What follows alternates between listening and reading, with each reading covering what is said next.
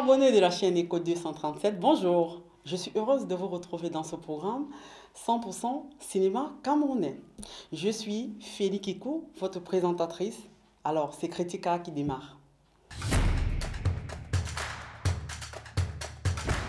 Dans l'épisode précédent et dans le cadre de ce qu'il faut savoir, nous avons vu ce que c'est qu'un cinéaste et un vidéaste, la différence qu'il y a entre les deux.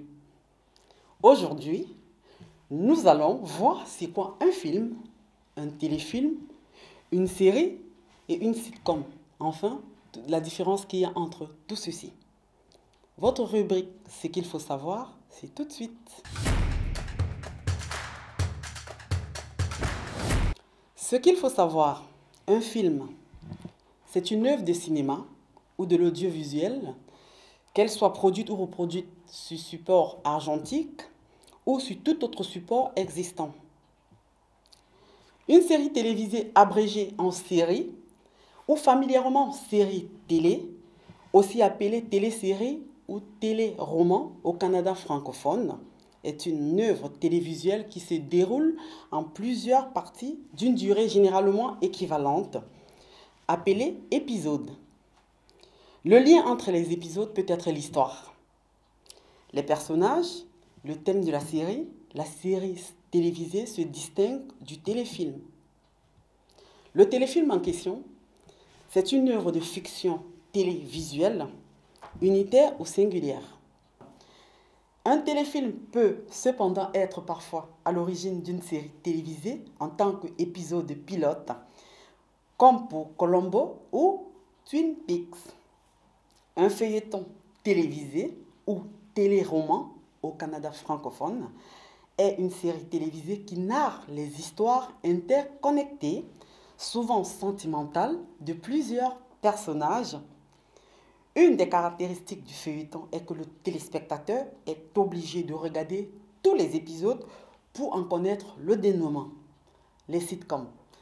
C'est un genre de série télévisée qui mise sur tout l'humour. Normalement, l'idée de base était de respecter au maximum l'unité de lieu avec des épisodes de moins de 30 minutes et un nombre de caméras réduit. Parfois, une seule peut suffire. Très souvent, ces séries sont tournées en plateau pour limiter encore plus les coûts de post-production et pour les rentabiliser. Cela permet l'enregistrement de rires en direct. Quand ce n'est pas le cas, les rires sont préenregistrés et ajoutés en post-production. Les momentaristes peuvent aussi recevoir l'appellation sitcom en parodiant les documentaires. Parmi les exemples cultes de sitcom, citons The Cosby Show ou Seinfeld pour les années 80, The Nanny de Fresh Prince of Bel-Air ou évidemment Friends dans les années 90. Téléfilm, série, feuilleton, quelle est la différence? On en parle. Le feuilleton, à la différence de la série, s'apparente à une fiction dont les épisodes se suivent et ne peuvent se voir indépendamment les uns et les autres. C'est-à-dire qu'il est impossible de saisir l'intrigue de ce programme si l'on ne suit pas chaque épisode. Le programme s'étend généralement sur de nombreuses saisons qui peuvent donner l'impression d'une intrigue interminable. On va parler du cas depuis 1965, des jours et des vies, et ses 12 000 épisodes à l'heure actuelle. Autrement, on peut citer des feuilletons plus récents, mais qui répondent à la même définition de Walking Dead, Game of Thrones, House of Cards, Desperate Housewives. La série est en effet proche du feuilleton dans le cas où elle dispose de personnages récurrents tout au long de ses épisodes. Mais sa grande différence réside dans son intrigue. Chaque épisode a un début et une fin indépendants des épisodes précédents. C'est le cas notamment de Starsky and Hutch, par exemple, et plus précisément de Friends, ou encore Scorpion et Body of Proof. Les téléspectateurs peuvent ainsi faire une pause de temps d'un épisode, voire d'une saison, avant de reprendre sans perdre le fil de l'histoire. Le téléfilm est, quant à lui, similaire à la série. Conçu uniquement pour la télévision, il est plus long qu'un épisode de série est moins long qu'un film. Pour autant, sa durée est suffisante pour y raconter une histoire entière. C'est le cas de Colombo ou de Joséphine Ange Gardien, où chaque programmation est un téléfilm à lui seul et ne nécessite pas un autre épisode pour connaître la suite. S'il y a plusieurs épisodes, on parle de télésuite ou de mini-série. Plus rare cependant, on peut citer Les Voyages de Gulliver ou plus récemment et à moindre coût Dolmen. Ce qu'il faut retenir pour paraître intelligent à la machine à café ou devant vos amis, ce que vous pensez être une série est en fait un feuilleton. Retrouvons-nous dans la rubrique L'invité avec notre correspondant au niveau du Cameroun, Thierry Kuaté. A tout de suite. Écho 237. On est tous secoués par des multiples problèmes. On est allé à Bazou pour enterrer quelqu'un. Quelqu'un qui est mort par l'accident. Les totems m'ont envoyé un vent fantôme. Porter sa toiture. Donc nous sommes en plein air. Écho 237. Je lâche comme ça ma voix pour vous dire que nous sommes en train de dandiner. Mais maman, Georges Juge, ne nous lâche jamais. Carrefour Corbisson, dis-toi ça. Yeah! Que je pars à l'ouest. Tu ne veux pas, tu me dis je passe ma moto, non, c'est ta part. Non, quand tu m'appelais là, j'étais dans la moto. J'ai oublié carrément. Et au Cameroun, chèvre en divagation, on tue. Pigeon en divagation, on frappe. Là-bas, c'est où? Même des... Elle est donc allée dans un restaurant pour se piler. Après le couteau, son couteau se retrouvait dehors. Niveau premier, bonjour. Bonjour, bonjour. Voilà, c'est un honneur de vous recevoir. Merci d'avoir accepté de répondre à nos questions sur Critique Art 237, une émission diffusée sur Echo 237. C'est un honneur, un plaisir d'avoir accepté de répondre à nos questions. Ah, c'est moi qui vous remercie. Nous sommes au service du public. Pourquoi refuser l'invitation? Je suis là pour répondre à toutes vos questions. Vous êtes à l'Ouest Cameroun, vous êtes à Banjul précisément pour les Simtejom, où vous allez prester tout à l'heure. Dis-nous à quoi le public devrait s'attendre, puisque c'est l'événement, du moment où on en parle. Oui, je crois que c'est pour la toute première fois et c'est un autre défaut premier. Ça n'a rien à voir avec les spectacles que j'ai déjà eu à faire. Le spectacle de Banjul, c'est le spectacle de Banjul. Donc on venait tout simplement vivre la catastrophe. C'est notre président des touristes. Oui. Défaut premier, c'est défini comme quoi? Humoriste, créateur de contenu, web série. Vous définissez comme quoi concrètement? Humoriste, comédien, créateur de contenu. Voilà, PDG, oui, parce que les touristes aujourd'hui, c'est une entreprise. Ce n'est plus seulement une troupe. Parce que dans les touristes, il y a des gens qui sont employés et qui touchent leur salaire comme les fonctionnaires à la fin du mois. Bon, c'est vrai, cette émission, nous mettons un accent particulier sur la création, c'est-à-dire les cinéastes, les vidéastes également. Ce sont des créateurs de contenu, les artistes au total du 237. Dites-nous, vous avez parlé tout à l'heure de PDG, ça veut dire que c'est vous-même qui financez tout ce que vous produisez? C'est moi qui produis mes œuvres. Voilà, j'ai pas de producteur jusqu'ici. Oui. Et quelles sont les difficultés que vous rencontrez?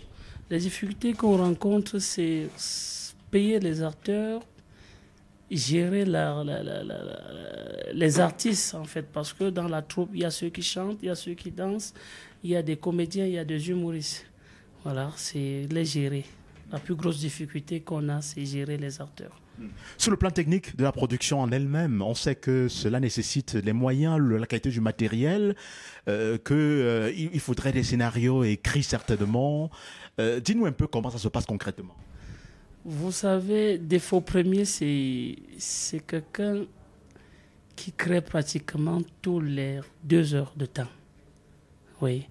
Dans les scénarios, chaque 30 minutes, je dois avoir un scénario. Oui.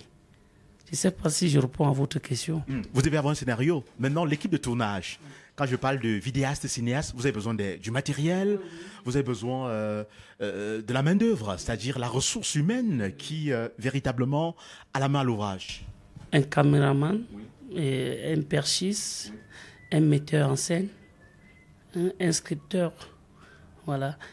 Et il faut des caméras. Ouais, quand on parle de caméra, c'est pas n'importe quoi, parce que la qualité de l'image, le bon son et tout.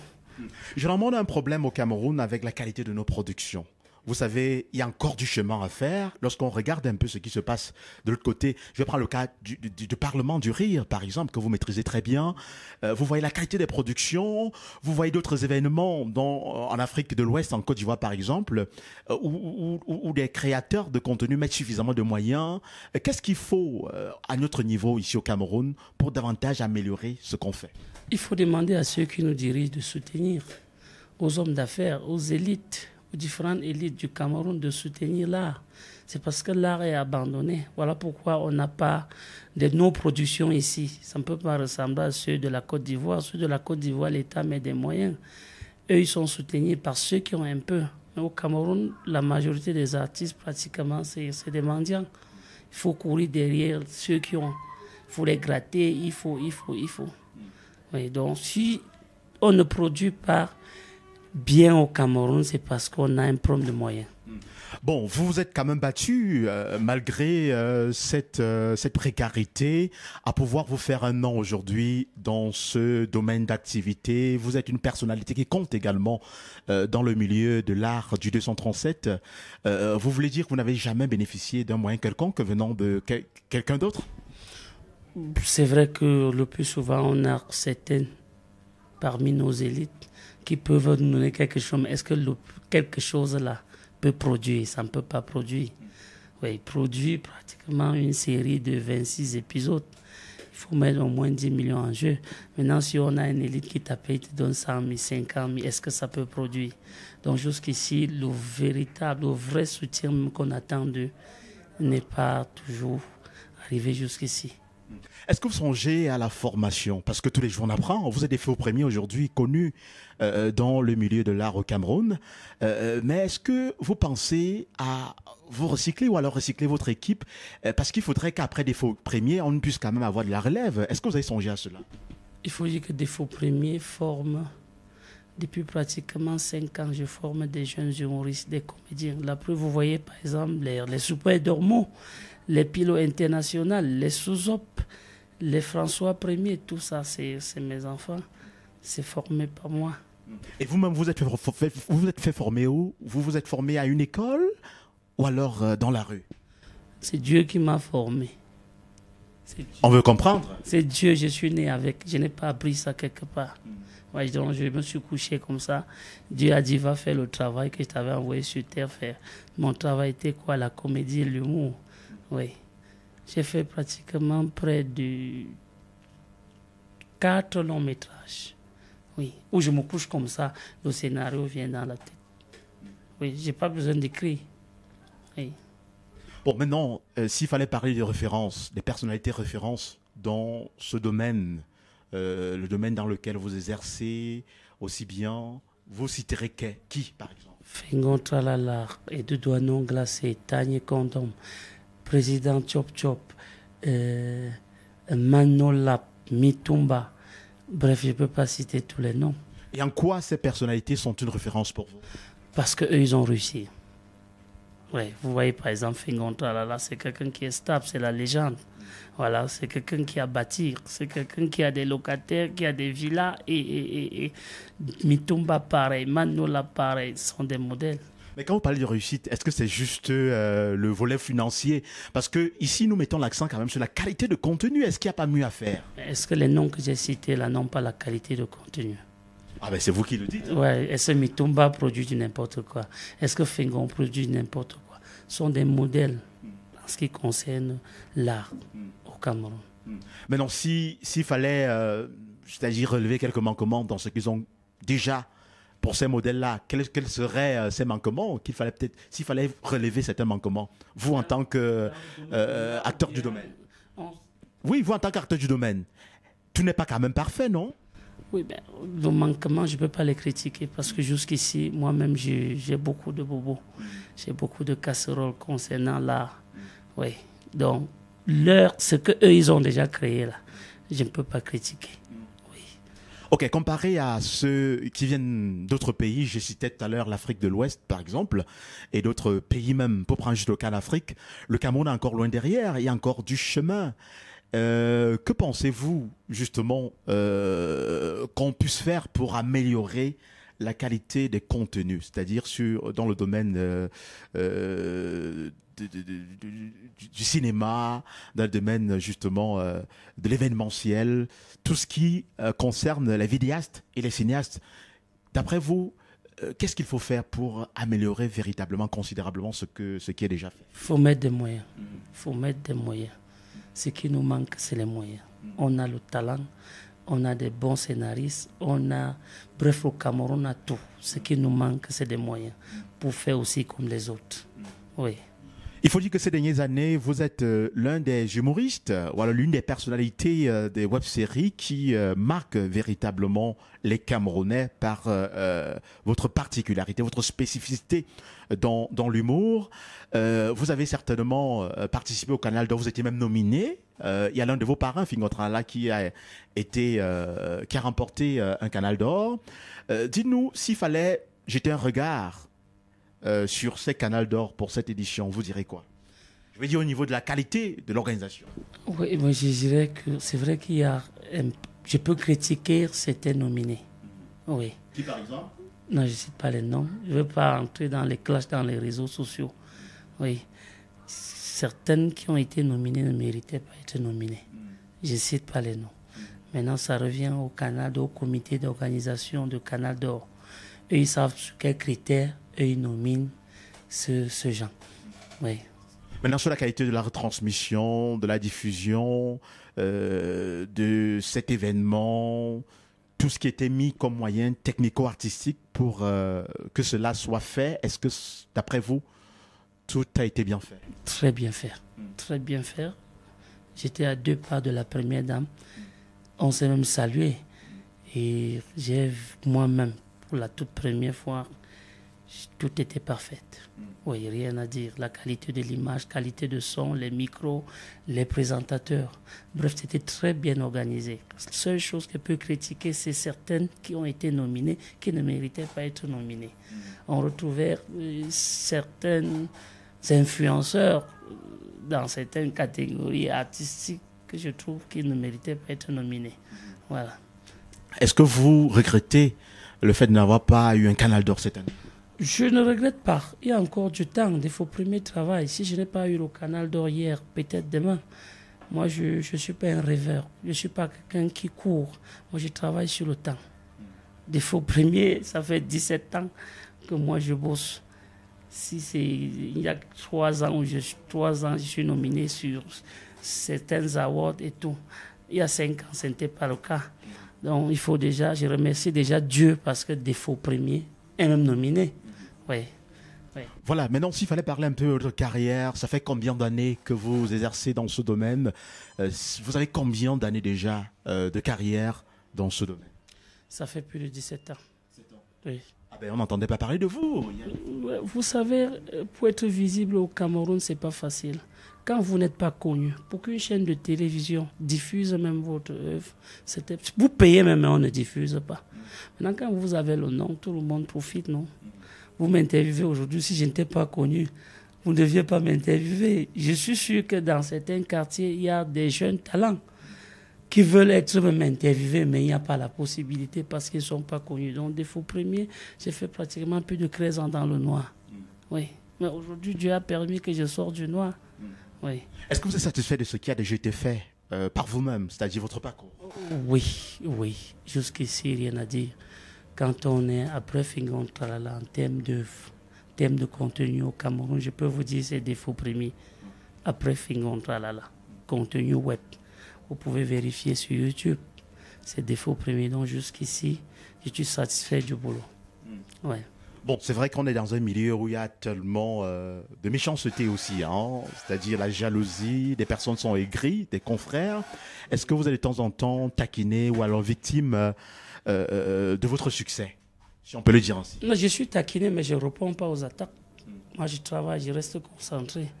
C'est le travail qui élève l'homme. et non le Congo ça sur les réseaux sociaux. Les gens me clashent, les gens tentent de saboter des faux premiers.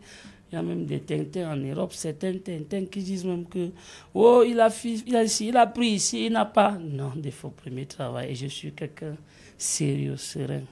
Je ne panique pas. Celui qui veut m'essayer vient derrière la caméra, comme ça on essaye. Dans le jeu d'acteur, dans l'humour. Ce que je sais faire, c'est produire les œuvres de qualité pour les Camerounais, pour l'Afrique, et non le Congo ça. Oui. Voilà, vous êtes aujourd'hui à la tête de toute une équipe qui produit vos web-séries. Comment se fait le casting? Le casting, c'est sans condition. Vous pouvez contacter des faux premiers via ces différents contacts. Si vous avez du talent, vous m'écrivez sur WhatsApp. On prend rendez-vous, on se voit. Je vous fais le casting. Si vous êtes bon, on travaille. C'est sans condition. Oui. Maintenant, côté technico-artistique, comment ça se fait? C'est-à-dire vos équipes qui travaillent au niveau de la caméra, le cadrage et tout ça, c'est toujours par WhatsApp, en fait, le recrutement de cette équipe-là, parce qu'il faut quand même des personnes qui s'y connaissent. Oui, c'est toujours via les réseaux sociaux. Sur ma page Facebook, il y a mes contacts. Voilà, vous me contactez, vous m'écrivez. Je suis technicien, je souhaite vous filmer ou encore vous réaliser. On prend rendez-vous, on essaye. Parce que j'aime beaucoup plus le terrain et non les racontages. Vous avez combien de personnes que vous payez? J'imagine que vous leur donnez un salaire à la fin du mois, non? Plus de 20 personnes. 20 personnes? Oui. Que vous payez chaque fin du mois? Chaque fin du mois. Ah ben là, dis donc. Premier pour produire, je dépense pratiquement plus de 6 millions tous les mois. Oui. Il vient de faire pratiquement une série de 56 épisodes. Ça m'a pris plus de 18 millions. Oui, ce n'est pas encore diffusé. On va commencer la semaine prochaine. C'est vrai que l'émission, je ne sais pas quand vous allez diffuser, mais bientôt la série est sur toutes les plateformes. YouTube, Facebook, télévision, bref. Bientôt la série serait dehors, Héros Fatal, l'un des faux premiers. Quel message vous pouvez véhiculer à l'endroit de toute la jeunesse qui vous écoute, ceux qui s'inspirent du travail que vous faites, puisque vous avez travaillé, en fait, c'est un don, comme vous l'avez dit, qui est venu de Dieu, et beaucoup d'autres qui ont réussi dans le même milieu sont passés par la rue. Est-ce qu'il n'y a pas nécessité de créer, par exemple, une école qui forme dans le domaine de l'art? Est-ce que vous n'envisagez pas cela? J'ai déjà pensé à ça. J'ai acheté 1000 mètres carrés de terrain sur l'autoroute Douala-Yaoundé. Voilà, et là, j'envisage construire une école, uniquement de l'humour. Oui, on apprend le stand-up, parce qu'on peut avoir le génie. Maintenant, il faut encadrer le génie. Comment raconter une histoire du début à la fin. Par moment, tu commences, c'est bon, mais à la fin, c'est pas bon. Par moment, l'entrée n'est pas bon, mais la fin est bon. Comment engendrer, comment arranger tout ça? Donc, des faux premiers, il faut juste les moyens. Oui. Et pour ce projet, un projet pareil, vous avez besoin de soutien multiple? Justement, j'ai besoin de soutien. C'est un projet qui va prendre pratiquement plus de 30 millions. 30 millions pour mettre sur pied une petite école pour l'art, où on va venir répéter, les enfants vont venir là, on répète. Comment raconter des histoires, comment utiliser la gestuelle quand on est sur scène, comment utiliser le regard, comment faire rire avec la bouche, comment faire rire avec les oreilles et tout, comment utiliser les grimaces. Oui. Est-ce que vous avez approché, accosté les autorités gouvernementales pour pareil projet? Je ne suis pas pressé. Le terrain est déjà là, ce qui est sur le moment venu. Je verrai qui je peux toucher pour que ce projet voit le jour. Oui. Avec la grâce, la volonté de Dieu. Oui. Et quelles sont les relations que vous entretenez avec les autres humoristes du domaine, je veux dire vos collègues? Qui, par exemple? Il y a des jeunes, Ulrich Takam par exemple, Fingontala, là c'est votre parent, vous l'avez dit. Ils sont nombreux en fait. Bref, de très bonnes relations. Je n'ai aucun problème avec quelqu'un. C'est vrai qu'on ne voit pas le cœur des autres, mais moi, personnellement, je n'ai pas de problème avec mes collègues. Oui, nous sommes en bon thème. Voilà, on va sortir d'ici, de cette interview, de cet entretien exclusif. Est-ce que vous pouvez, un dernier message à l'endroit de tous les téléspectateurs qui vous regardent à travers Echo 237, dans cette émission critique Art 237, un message de fin? Ne vous aventurez pas dans le domaine. Si vous avez le génie, Approchez un sage, quelqu'un qui connaît le métier. Ne perdez pas votre temps quand vous n'avez pas de talent. L'humour, il faut avoir les gemmes de l'humour en soi pour faire partie des humoristes. Et je demande à tous ces jeunes qui se battent au quotidien sur Facebook, sur TikTok, sur WhatsApp, de ne pas lâcher. Dieu est au ciel. Avec le temps, ça va aller. Aujourd'hui, ça dandine, mais demain, qui sait? Voilà. Merci des faux premiers, merci d'avoir accepté de répondre à nos questions sur, en fait, dans cet entretien concernant l'émission Critique Art 237, diffusée sur Echo 237. Vous venez d'écouter notre invité qui n'est autre que l'humoriste des faux premiers qui monte et qui monte encore. Allons une fois de plus au Cameroun avec notre correspondant Thierry Piaté pour la dernière rubrique Actu Movie. Bienvenue sur Actu Movie. Revisitons ensemble dans cette rubrique les lauréats de la 27e édition des Écrans Noirs, tenue au Palais des Congrès de Yaoundé le 21 octobre dernier. Pour son film Mon Père le Diable, en compétition avec 47 autres films, Eli Fumbi remporte le Grand Prix Écran d'Or. Pour cette 27e édition des Écrans Noirs, un hommage a été rendu au célébrissime réalisateur sénégalais Sembène Ousmane. Entre autres distinctions décernées lors de cette cérémonie de remise des prix aux acteurs du 7e art, figure l'écran de la meilleure série, décerné à la série Le Chic, Le Choc, L'échec de Jérémy Choi. La mention coup du cœur du jury, série TV, a été décernée à la série Candy for All de Eno Bismarck, alors que la mention spéciale du jury est revenue à Sandra Jigmouchi, meilleure actrice camerounaise. Le film When the Love Broke de Moussine Derrick a remporté l'écran de meilleur long métrage d'Afrique centrale et l'écran de meilleur long métrage camerounais a été attribué au film Destiné de Gérard Désiré Nguélé. Parmi les lauréats figure également Axel Abessolo, vainqueur de l'écran de la meilleure interprétation masculine. Stéphanie Tom, quant à elle, repart avec le prix écran de la meilleure interprétation féminine. Le concours du meilleur scénario d'Afrique centrale est revenu à Begoto Boydé Clément du Tchad pour le scénario 3 jours et 2 nuits. Sur les mêmes auteurs du Palais de Congrès de Yaoundé, les vidéastes et cinéastes étaient à l'honneur à la faveur de la 14e édition des Canals d'Or, tenue le 28 octobre dernier. Le Canal d'Or de la meilleure série TV a été attribué à Zinga, du réalisateur Blaise Option.